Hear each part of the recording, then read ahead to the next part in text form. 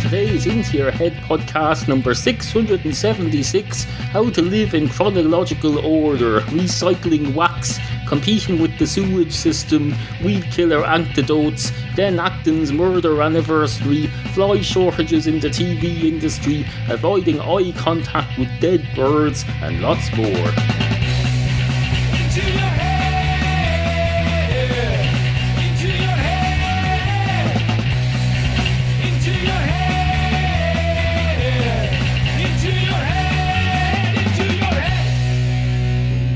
Get on with today. Items that need to be attended to, issues that need to be addressed, topics. Topics. We've got lots and lots of topics. We're positively moving to the seams with topics.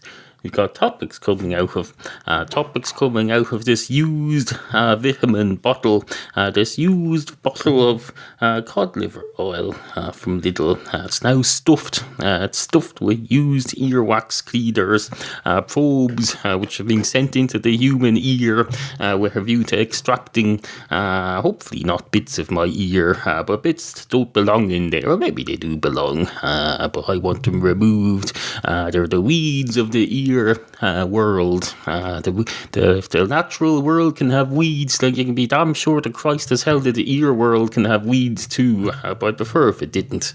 That's why I extract them. That's what a weed is. It's something that you don't want there. You want it removed.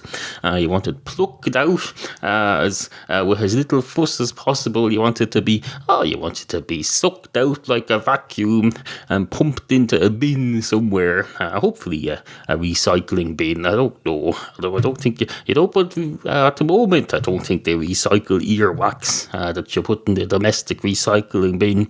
But we live in hope. If they can invent a smartphone that can tell you where you are, then why not invent an earwax recycling system that can? They probably have one already. It's just not. It's too expensive. It's not financially viable for our purposes. Because how much earwax would the household be putting out every couple of weeks? I don't know. Probably only a tiny amount. You couldn't have a separate wheelie bin just for that. I suppose if they could have some way where it can be automatically sorted, if you put it in with the rest of the recyclables, then it'll work out. Who am I to say? I'm not a freaking recycling expert. I'm merely a humble podcaster on the internet. Anyway, hello and welcome to the show. Two weeds walk into a bar. One of the weeds goes straight up to the bar counter and says, "Hello, can I have a pint of your finest antidote to pesticide, please?" And the man behind the bar says, "We don't serve your type in here. We don't want weeds in here. Weeds are unwanted things, and you've just identified yourself as a weed." Implicitly by asking for the antidote to a pesticide, which in any case we don't sell in here. It's a bar. It's not a frigging. Even if I did serve you an antidote to pesticides, you wouldn't frigging drink it. You get someone to spray at you. You don't drink poisons. You fucking idiot, you. And the weed says, "I'm not asking for a poison. I'm asking for an antidote to a poison. But nonetheless, no, I see your point. In fact, I see both of your points. There's one and there's another. And all I want is a pint of something to drink. Is that too much to ask?" And the barman says, "No, it's not too much to ask. It's just the answer is no, you can't have that. Not in here anyway, and not in my bar, or not over my dead body or my live body, or my cryogenically frozen body. That's just somehow the antidote to death, is it? If I was poisoned by a weed killer and you asked for an antidote to it, and you were prepared to share it with me over my cryogenically frozen body, that might be one situation where I'd grant your wish, but apart from that, no. I reserve the right to not sell antidotes to weed killers to weeds, especially if they're going to drink it and cause themselves to die, ironically, right here in my bar, in my barular venue. No, I have to draw the line somewhere, and I'm drawing the line right there. In fact, I should draw the line lower than that. I should draw the line further down or further up, depending what way you look at it. No. Anyway, I don't think this story is going to go much further to you. And the weed says, well, not if you're not going to serve me, no. I don't see any scope for storytelling coming out of this unless I go on to some other bar now. But do we have a narrator in the other bar watching this? I don't know. It's like when you have a fly on the wall documentary and they go to a different venue and there's no cameras there and there's not even a fly on the wall, metaphorically. Fly on the... That's a song by U2, isn't it? A fly on the wall, like a fly on the wall, never catch us at all.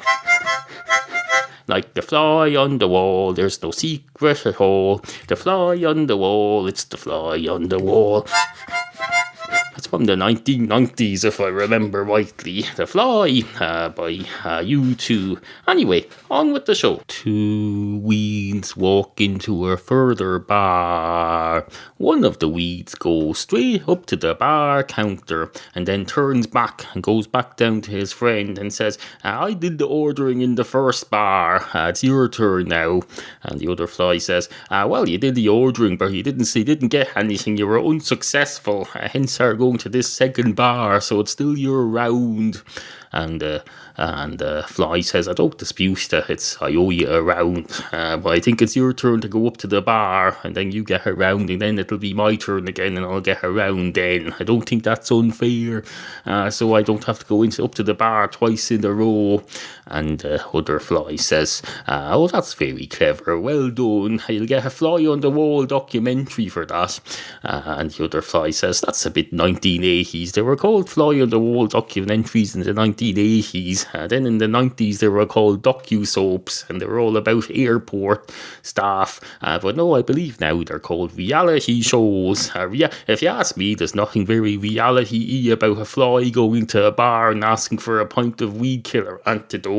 But that's the TV industry for you now. And the other Fly says, well, in any case, I've lost track of which of us was the fly who went up to the bar in the first place, so I'll go up now. So the unidentified fly. Or is it a weed? Oh no, it's a weed, not a fly. I'm getting confused. It's not a fly. Maybe my inner self wants it to be a two flies walk into a bar story. But no, it started as a two weeds walk into a bar story. So if you start as a two weeds walk into a bar story, two weeds walk into the bar story, you have to continue as. You can't be just changing horses mid-shift. No. If you change horses mid-shift, then there's going to be a horse running round out of control, and you're going to be in danger on your other fresh horse. The other horse could get tripped over by it, and you're on the horse and you go flying all over the place. I can tell you no amount of flies or weed killer antidotes are going to help you then. What would happen if you gave a weed killer antidote to a fly? Well, let's find out, I suppose. Two flies who originally were weeds walk into a bar. One of them goes up to the bar counter and says, hello, can I have a pint of your finest weed antidote, please? And the man behind the bar says, you're a fly. Do you really want to be drinking weed antidote? And the fly says, yes, I do. I'm no less opposed to weeds than anyone else. It's not like I can pollinate them or anything, especially since I'm a fly, not a bee. Do flies pollinate things? I don't know. I very much doubt it. Would you want to be pollinated by a fly? No. If you're going to be pollinated by anything, you want to be pollinated by an attractive yellow and black striped bee or a wasp or something. Not a frigging useless fly. A fly is a useless piece of crop. That's what flies do. They eat crop or something, don't they? They hang around on dung hills. No, they don't pollinate things. They do stuff to crop. I don't know what they do. Do they pollinate the crop, or do they eat it or recycle it or something? But no, they work with crop. Flies and wasps work with flowers. Wasps and bees work with flowers. Flies work with crop. Quite literally. I'm not just saying crop as a swear word. They work with crop. They work with shit and feces. Whatever other words you want to come up with for. Anyway, on with the show. Now, I know what you're thinking there. You're thinking, flies are not the only creatures who work with crap. There's human beings working with crap too. There's people working down sewers all day, and they're serving a vital service to our community because without people processing our crap, there'd be crap everywhere. There'd be crap all over the place, and I tell you, no amount of flies could deal with that. Well, that's not true. If you had billions upon billions of flies per square yard, then that would be more than enough to deal with it. But I do see your point. I applaud anyone who deals with processing human crap on a daily basis for a living. But I'm sure they're paid for it. Just like everybody's paid for everything. Just like you pay for this by patronising the tip jar and using my Amazon and other shopping links. See intoyourhead.com/offers. The people who process the crop, I'm sure they have Amazon links too, and they have tip jars, and they say, I'm processing your crop now while you're on the toilet there with your that's the thing about the modern smartphone thing. In the old days, when your crop was being processed, you'd be sitting on the toilet there reading a book. It's not like you could take a moment to click on the Amazon links there, but nowadays, no, it's better. When you're sitting on your toilet, just remember, next time you're sitting on your toilet, remember who processes the crap, and think, those people are down underground processing my sewage now. I think I'll click on their Amazon links and visit their tip jar. So you do that by going to intoyourhead.com. Well, if it's me, I'm not processing your crap. I am processing this audio crap. I'll be putting it through a couple of software programs later this morning. I'll be putting it through the levelator, and then I'll be putting it through propaganda, and then I'll be converting it into the MP3, and then I'll be uploading it to the internet. Just like the people who deal with your sewage, they process your sewage. They turn it into regular dirt, and then they turn it into water, and then they put it into your water supply, which I suppose isn't really a favour. Would you want me to put this crap back into your water supply? You wouldn't not. The service I provide here, though, is a bit like the sewage service people, because I take all this crap out of your head and I process it for you, and then I turn it into palatable water that goes back into your brain. So I basically clean out your brain here. I hope you appreciate it. Anyway, I know what you're thinking there. You're thinking, Christ, he's comparing himself to the sewage system now and trying to do it where he comes out favourably. Well, anyone could do that. You're thinking, anyone could compare themselves to the sewage system and come out favourably. Well, maybe they could, maybe they couldn't, but I'm the one who does it. We can all think we can do stuff and we can all declare that so we could do it better, but I go ahead and do it. How many of you people are out there shoveling crap out in the real world? No, I'm shoveling crap here. I'm shoveling crap like there's no tomorrow. In fact, there is a tomorrow. I'll probably record as well tomorrow, because tomorrow's Monday. I'm going to probably record as well tomorrow. But let's deal with today as it is. Let's deal with today before we deal with tomorrow. Let's deal with time in chronologically. Call me old-fashioned, but I think you should deal with time in chronological order. Stephen Hawking if Stephen Hawking comes along, he will say, time goes backwards sometimes, so you should deal with it in anti-chronological order. Deal with it in go anti-clockwise. But if you look at a clock, I can tell you, and if you saw the hands going anti-clockwise, the first thing you would do is say, that clock is no longer trustworthy. It's going backwards, even though we can see, we can't see it with our eyes, but we can detect that time is going forward. If time was going backwards now, I'm pretty sure you'd know about it. You'd see although now that you mentioned it, if the clock is malfunctioning and it's going backwards, but then time also starts going backwards.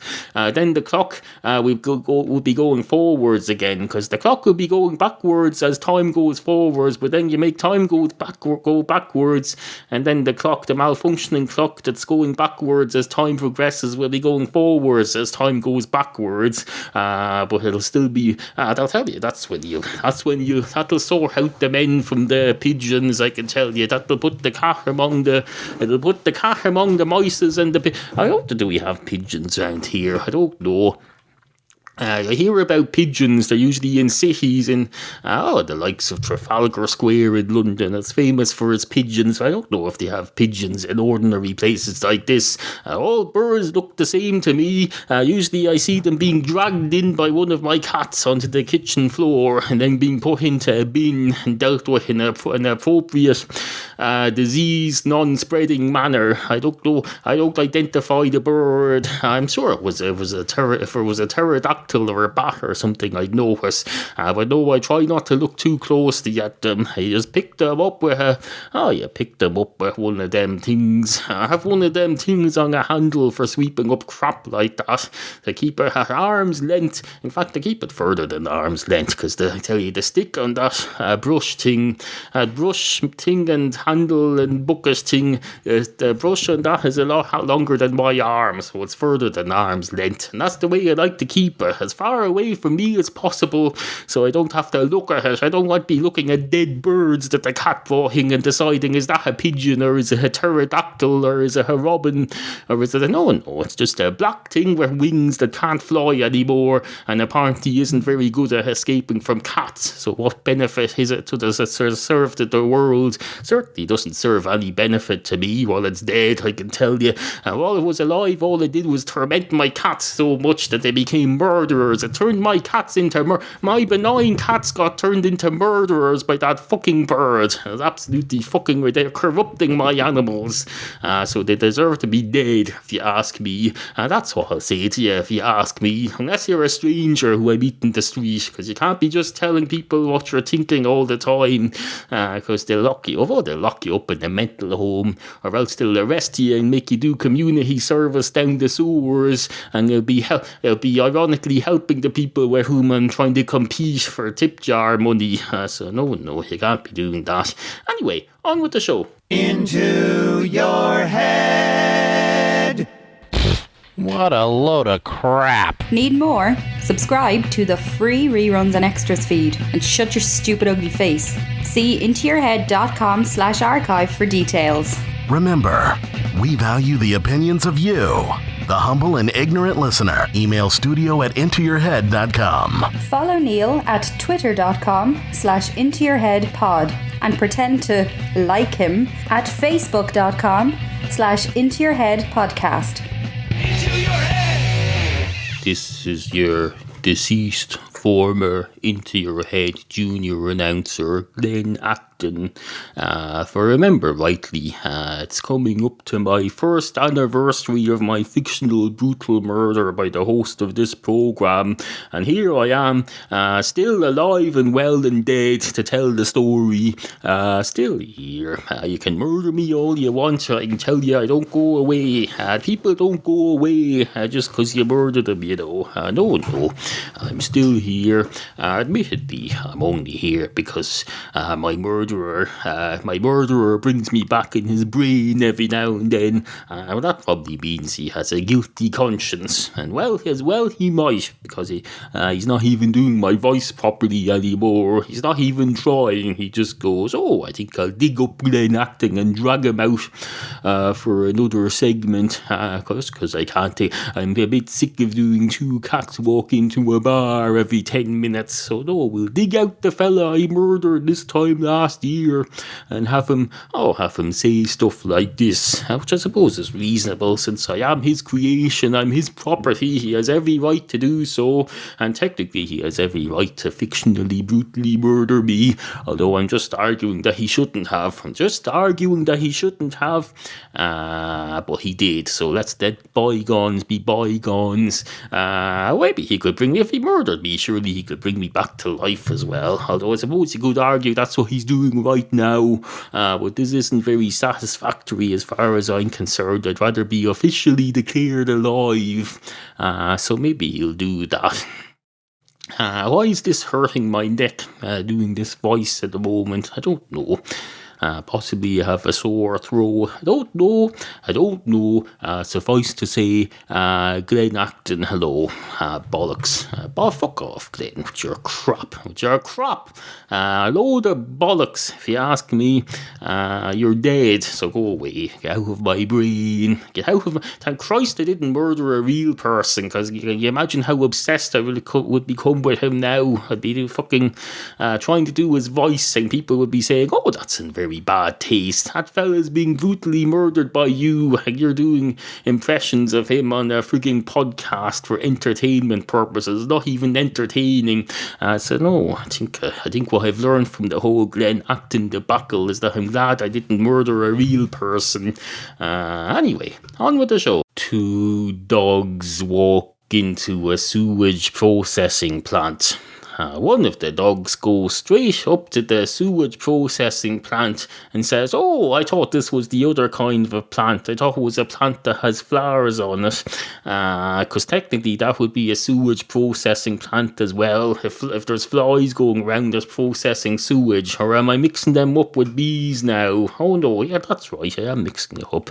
A fly would have no business on a flower, so I suppose it's not a flower at all. A natural sewage processing outlet would be wherever flies live, or wherever they go to process their sewage, or maybe the fly itself. Maybe the fly itself could be called a sewage processing plant, although it would be a lot cleverer if it was a plant as well. If it was some sort of a plant that grew in the ground and the fly lived on it and processed sewage there, then we could call it a natural sewage processing plant, and we could say that's a natural sewage processing plant, and that one is unnatural. I can tell you we could use that when we're objecting to planning permission for a new sewage processing plant next door to us. If we want to go and launch our protest, we'll say this is an unnatural sewage processing plant. There's plenty of natural ones available, and we can plant more if we want up at the public park there. But no, unfortunately that's not the case. Besides which, I'm a dog, and I don't really have any views on these sorts of things. I don't really understand anything of what I just said, because I'm a dog who's walked into a sewage processing plant. Anyway, the dog goes straight. Did I start this with 2 dogs walking to a sewage processing plant? I can't remember now, because I did start a moment ago with 2 dogs walk into a sewage processing plant story, but I went awry and I stopped and started again, and I'm not sure if I started this new segment that way or if I started with something else. But let's just assume for now that I started this segment 2 minutes and 5 seconds ago with 2 dogs walk into a sewage processing plant, and let's proceed on that basis. Anyway, one of the dogs goes straight up to the bar counter and says, hello, can I have a pint of your finest diarrhea, please? And the man behind the bar counter says, this isn't a bar for one thing, this is a sewage processing plant, and for another thing, we don't serve up pints of diarrhea. What the fucking hell is wrong with you? You're confusing us with Red Bar Radio, where I believe one of their new merchandise items is a mug that says it's diarrhea. It says Mike's ice cold diarrhea, and it's on the coffee mug that he sells for about $80, and people buy it to support his show. But no, this isn't that. This is a completely different thing. And the dog says, oh, I suppose that's probably just as well, because I don't think I'd enjoy a pint of diarrhea. I'd rather a nice pint of nice ice cold Guinness. I just assumed that you wouldn't have that in here, with it not being a bar. And the man behind the not bar says, well, if you thought it wasn't a bar, then why did you try and place an order? And the dog says, I was just being polite. If you walked into my establishment or my place of work and didn't order anything, that would be considered rude, and I don't want to be rude to you. You know, just wandering and gawk at the place and not buy anything. No, you order something. And it's the sewage plants. So I thought, I don't know what they sell in sewage plants, but the obvious answer, or most likely answer, if they sell anything, which I appreciate now that they don't, but if they did, the most likely thing they'd be selling would be pints of diarrhea. And the man behind the bar says, do you not think they'd sell pints of clean water that have been processed through the plant to demonstrate how efficient they are? And the dog says, I suppose that's a bit more likely. But if we're honest, neither of these situations are likely. In fact, the situation we're in now, whereby me and my friend, another dog, walk into a sewage plant and have a conversation with one of the staff, this is very unlikely too. So that's not to say that it doesn't happen in our minds here. Just because something's unlikely doesn't mean you can't contemplate it. We're all contemplating North Korea blowing up the whole universe at the moment, even though we all know to damn sure the hell is Christ that it's not going to happen, and we're all relaxed about it because we've seen your man on South Park, the South Park spin-off movie with the puppets. Your man from North Korea's father was on that, and that's why no one's afraid of him, because they all think, oh, he's just a comic character who we laugh at, we mock and laugh. Meanwhile, he has his finger on the nuclear button. Admittedly, the nuclear button doesn't do anything much, but no, you shouldn't be laughing at that sort of thing. You should instead be laughing at two dogs walking into a sewage outlet, and then the dog turns around, satisfied that he's made his point plainly, and walks out, and his friend follows him and says, did you not get served? And the dog says, of course I didn't get fucking served. This is a sewage outlet. What were you expecting me to buy? And the dog says, I don't know, I just thought it would be polite to order something rather than just going and gawk at everybody. This is a place of business after all. They're here to make a living, not just be gawked at. It's not a frigging art gallery, it's a sewage outlet.